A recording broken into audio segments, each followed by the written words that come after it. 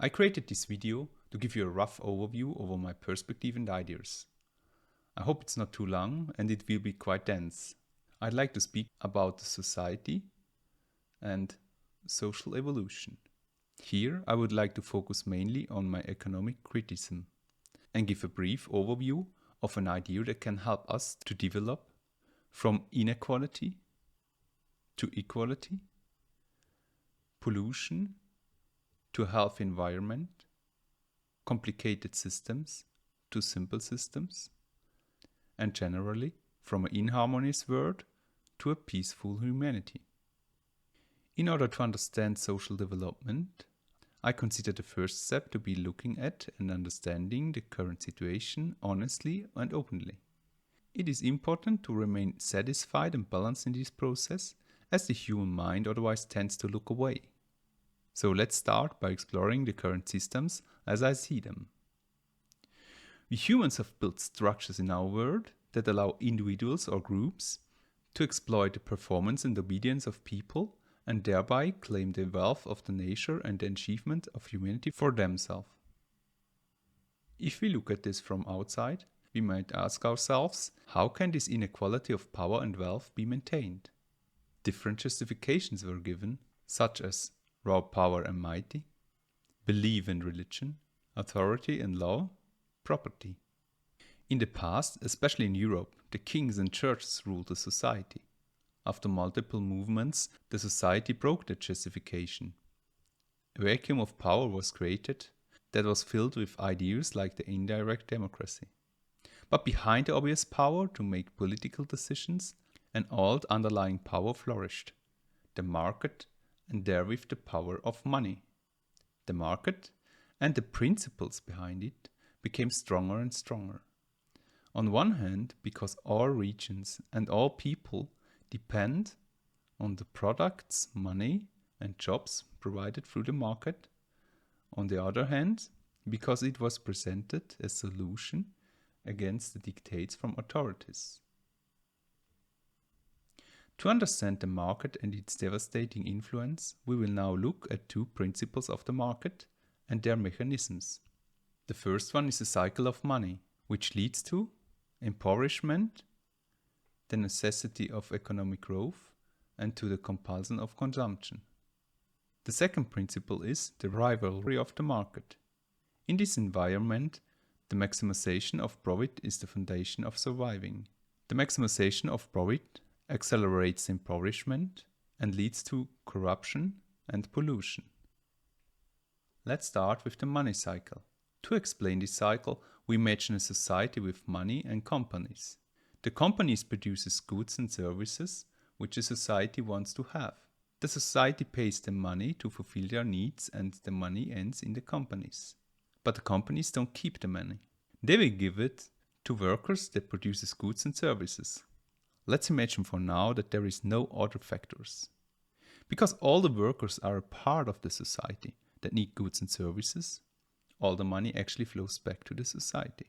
We now would have a nice cycle, which works just fine.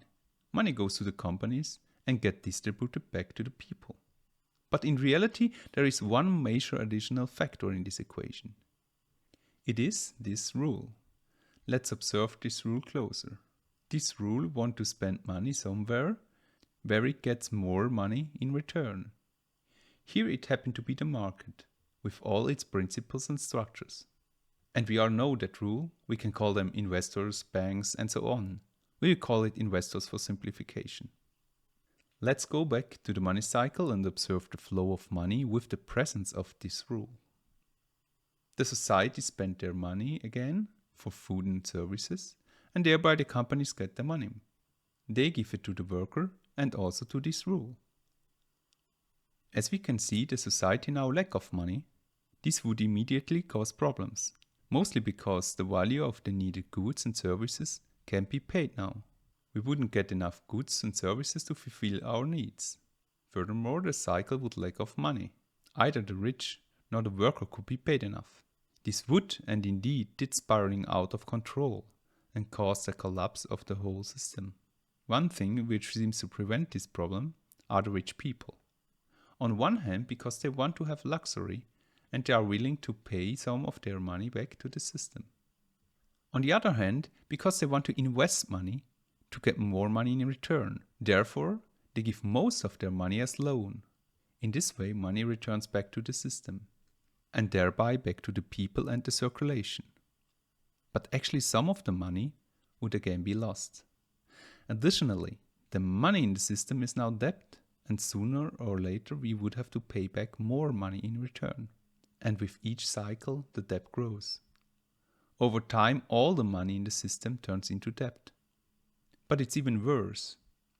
In this process, there can be more debt than actual money. On visual capitalist, as example, we can compare the easy accessible money and the global debt. This is bound to lead to impoverishment. It looks like the market and its principles allow individuals to get rich by hard working and saving money. If we only look on the level of individuals, this seems to be absolutely true. So much that the society takes it often as fact and bases its policies around that idea. But if we look on a higher level, this illusion quickly falls apart. Because yes, anybody can become quite rich with work, but not everybody.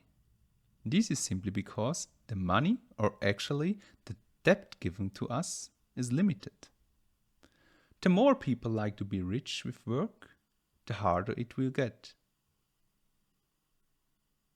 And if we look closer, with hard work, almost nobody gets rich. And nobody gets really rich. Furthermore, we can only earn a lot with work if we get one of the very limited, very high paid jobs. And even if we get the best paid jobs, we would still be far away from the richest persons. To get really rich, we have to start a business where we become investors or traders by ourselves, where in the end others have to work for us, and where we can take advantage of the exchange rate between rich and poor countries. On the other shore lies poverty. In the money cycle, we were able to identify mechanisms through which the money constantly flows in one direction. This flow of money creates an imbalance, and the more some people have, the less is left for others. Therefore, the private ownership over means of production and the ability to make money from money creates a constant tendency towards the impoverishment of society, and thus the collapse of the economy. To counter an economic collapse, there is a need for economic growth. In our current economic system, economic growth is important for many reasons. As an example, we can take the working hours and the labor productivity. Since decades, one worker can produce more and more in the same time. The total quantity of goods consumed by the society must also increase constantly to keep the same amount of jobs. If we don't increase the consumption steadily, we would lose jobs. In fact, if we only did the necessary work and distributed it evenly around the world, we would already have far too little work. Let's look at market growth from the perspective of the money cycle. We saw an ever-growing debt. If the interest rate remains the same and we pay back the same amount per dollar used, the amount of circulating money must increase, and thus the value in the market must grow. By that we can see that our system creates a need for economic growth. But only if the most products can be sold on the market, can the flow of money be maintained, jobs be offered, and investors receive their profits. That leads us to the compulsion of consumption. Let's remind ourselves again of the money cycle. If people do not spend their money on products and services, the money cycle collapses and thereby also the economy. Therefore, for a society with such a system, it is an absolute necessity to have a constant consumption. To stabilize the money cycle, some economists invented systems in which the state helped out. If the consumption level from the people dropped, the state should spend money to stabilize the consumption and thereby the cycle of money. But the state can only spend as much money as it received through taxes or new government debt. whereby the national debt must sooner or later be repaid through taxes. It is a temporary solution that can only be kept alive as long as we can endlessly create new money. And the population does not save too much money, which means keeps consuming. But sometimes people are just satisfied with what they have. Additionally, with our productivity, we can produce much more than the society needs. To keep money flowing, the industry invented and promoted everything that could rise our consumption. Two things hereby were very important: the creation of needs through advertisement and therefore social pressure, and the obsolescence, that is the planned wear and tear. A lot of unnecessary consumption keeps the system running, but the side effects are devastating. If a company produces a pen that lasts a life long, they would lose all their customers because no one needs a pen anymore. And that's the reason why everything breaks today and we produce more and more garbage. This is an important and completely preventable cause of the environmental destruction. These are just some devastating effects that appear through the money cycle. There is much more to know, like the infinite money glitch the banks and financial system invented to keep the system running even with an ever-growing debt. Let's now look on rivalry. Because of the mechanisms in our economy, if somebody wins, there is bound to be a loser. If a company grows in market share, others must lose. Provided we take into account that there is ultimately only a limited number of orders. Similarly, if there is a high-paid job, only one will get it, the others won't. This rivalry is absolutely devastating because this rivalry is what people depend on for their livelihood and reputation. For our minds, the thought of losing this competition can easily create the idea and feeling of losing everything. This creates tensions and makes people and the society sick. It is a sick system.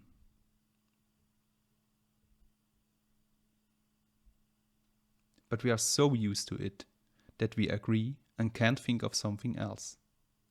But if we think about it, it's easy to see its madness. As example, simply ask the question: in a healthy system, wouldn't we just share better technology and know-how between all production facilities and workers? After all, the higher the labor productivity, the fewer hours we have to work. But because of the rivalry in the market, every company must aim for the same thing, for the maximization of profits. On our market, only companies with a certain level of profit will survive in the long run. Because of that, profit maximization became the highest maxim in the market. There are several ways to maximize the profits. We can put them into two categories. Either we have to reduce the cost of production, or we have to increase the money we get for our products. Let's explore some devastating effects that emerges hereby, and start with another mechanisms that lead to impoverishment. We could already see a mechanism in the money cycle that leads to impoverishment. Through the rivalry on the market and profit maximization, another mechanism emerges that leads to impoverishment. To explain this mechanism, let's imagine an economic sector with multiple companies that produces roughly in the same way and with similar profits. One of these companies wants to increase their profits. They know they can do this through labor costs by lowering the workers' wages. They get rewarded for a damaging behavior which is bad enough. On the market, we can see now that this company can use their additional profit to improve advertisement, lowering the price of products and other measurements. Thereby, they attract customers from other companies of the sector. If the other companies don't want to lose their market share, they have to do the same measurements. They can either use their precious profit for that, But the investors most certainly wouldn't be that happy about the missing profits. Or they have to reduce the cost of production for themselves. The easiest way to do this again is with the costs for the workers, which can be reduced. But the mechanism is even worse. If one company makes a technological development that reduces the cost of production significantly, and other companies don't have the access to that technology, they have the same pressure. Because lowering the wage is the simplest way to reduce the production costs, the rivalry and maximization of profit creates a constant tendency to accelerate the impoverishment of the society. Let's now go to corruption. To get our products onto the market, it can be a good investment opportunity to buy people's opinions. Further, there are often costly regulations, taxes, and bureaucratical obstacles. It can simply be cheaper to buy a way around. And big companies will always find their counterparts, as the reputation of politicians strongly depend on the jobs offered by such companies. Additionally, politicians and public officers need money too. It can even be worth risking a penalty in order to avoid regulations. Even more money can be made if politicians, institutions, and professionals can be persuaded through lobbying, knowledge, and corruption to make or vote for rules and regulations favorable to companies and business. A responsible society is hardly possible with the principles in this market, the resulting interests, their power, and our dependency on them. This brings us to our next topic, to the pollution. There are dozens of mechanisms why the ownership and money-based economy leads to pollution. We have already discussed some of these, such as corruption and the compulsion of consumption, but I'd like to dive into two more. The first mechanism comes directly from the maximization of profit and is about the decision-making process within our economy for the use of technology and the manufacturing process. What is the reason for the production of goods and services? Some may think it's a demand of the society. But ordinary people can't make decisions in this process. Investors do. What is in their heads thus determine the entire production processes, and whatever they think, profit must be a part of it. And therefore, whatever is in this black box, if investors see that profit can be made from this black box, there is a chance that investors will actually spend money on it. The bigger profit seems to be, the more investors are attracted. And again, through the mechanisms of our economic system, it's simply cheaper to produce if we don't have to care. The focus on profit maximization promotes all kinds of cheaper production and therefore creates a constant tendency towards a destructive production. At this point, it is very important to me to emphasize that this model rejects any anger and don't put guilt on people or groups of people. It's not that investors are inherently bad and intentionally destroy the nature. They may be great people who do love nature, but it's the mechanisms of our system that promote and reward the wrong behavior that are being criticized here. The second mechanisms we are looking at has to do with the impoverishment and the lack of money in the society. Therefore, it is related to both the money cycle and the rivalry. One may think the people can choose between responsible and irresponsible manufactured products. So, if people would only know the truth, they could make the right decisions. But the irresponsible manufactured products are cheaper, and the society as a whole simply lacks the money to make the right decision. In rich countries that are highly exploitive and in social classes that are better paid, such belief can certainly persist. However, if we look worldwide and understand the mechanisms of this economic system, it becomes clear that this form creates a tendency towards irresponsible consumption. We have now seen some mechanisms of our economic systems that have harmful effects on our society and our environment. Even if harmful effects can be mitigated to a certain extent through countermeasurements such as regulations, generosity, cultural environmentalism, and so on, they still are intrinsic to today's system. If we want to come out of our current harmful state, I consider the first and most important step to create visions of systems which provide better mechanisms. We cannot predict the future certainly, nor can we see all the mechanisms which a vision brings with it. But we can try to understand them better and better. That's what I'm doing since a very young age.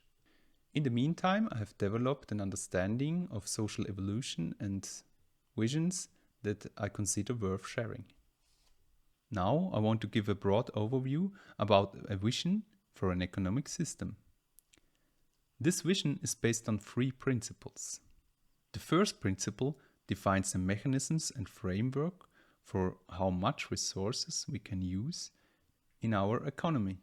The limits of the economy cannot be set by money as they are today, because money has no real value, can be manipulated at will, and creates a tendency to the hierarchization of society. Nor can it be set by work, as work can be amplified to a point where we could destroy the environment in no time. The most sensible yardstick therefore seems to be the regenerative and buffering capacity of nature itself. In this economic vision, the society has the duty to observe the nature's regeneration and calculate thereby the usable resources. This number has to be adjusted constantly based on the observations. The use technology, recycling, the people's behavior and many more things influences this number. But the principle is not about getting a number out of the nature. All beings, including the humans, always have to take care of their environment. And whether we believe in it, at the end of the day, we are only a part of the development of the earth, of nature, of the universe, or of God if you like. So we should not only be sustainable, but also treat the nature with dignity. That's why it is called dignified sustainability. The second principle defines the mechanisms for the distribution of goods and services, as well as for the accessibility to resources, technology, knowledge, and so on. This vision strongly promotes equality for all people and works without centralization of power and hierarchical structures. Therefore, this principle says that every human has the same right of access to the wealth of the earth and the achievement of mankind. This is realized by giving every person the same right to resources, which they can freely use to get products.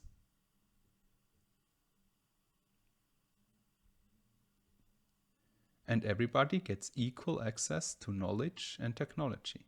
That similarly counts for all regions.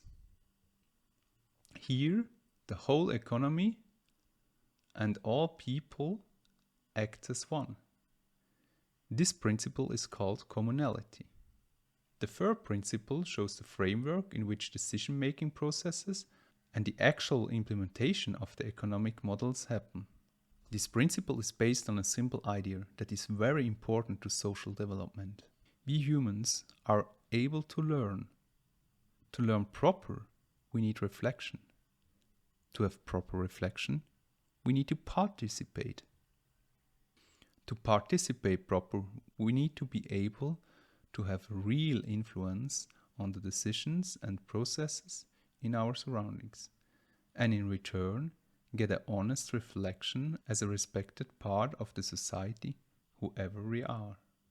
If people grow up in such communities, most of humans will develop the feeling of connection to our society, goodwill towards others, and a sense of social responsibility. Further, if these feelings are developed towards the whole world and the nature, any basis for institutionalized and fixed structures will disappear. Provided no one can impose pressure, especially economic pressure, on the society and on individuals. We can draw 2 important conclusions out of this idea. The first conclusion is that we should have more decision-making power the closer something is to us, but none about things that do not affect us. This means that everyone can decide on everything that affects them, together with everyone else affected, but only those affected. The same counts for regions and communities. That brings us to the second conclusion. To have a healthy social development, the people need to be able to make all decisions over their environment within the framework of dignified sustainability and communality. The economy, and indeed society as a whole, is run by the people for the people. The population itself decides on all economic structures and compliance with the other two principles by making proposals, discussing them, and voting on them within the region concerned. For this reason, all regions and basically every village have the right to self-determination. Furthermore, the vision recommends that the regions produce all goods they need themselves, provided they can do so. That way, the people understand their structures better and thereby become able to self-determinate. This principle is called subsidiarity. These three principles form a comprehensive economic vision. The dignified sustainability ensures that humanity is peaceful and responsible to nature and to the environment. The communality ensures peace within the humanity and that nobody is left behind. And the subsidiarity prevents power hierarchies and ensures that the people have the greatest possible influence on their direct environment. That's what I would like to talk about, and I'm happy to share my thoughts on it. May the humanity, by such visions or by any other means, grow to a point where we can enjoy life, find ourselves, explore together, and live in harmony with nature. I'm happy for every contribution I can make towards such a humanity, no matter how small it may be. Thank you for listening. I wish you a very good time and goodbye.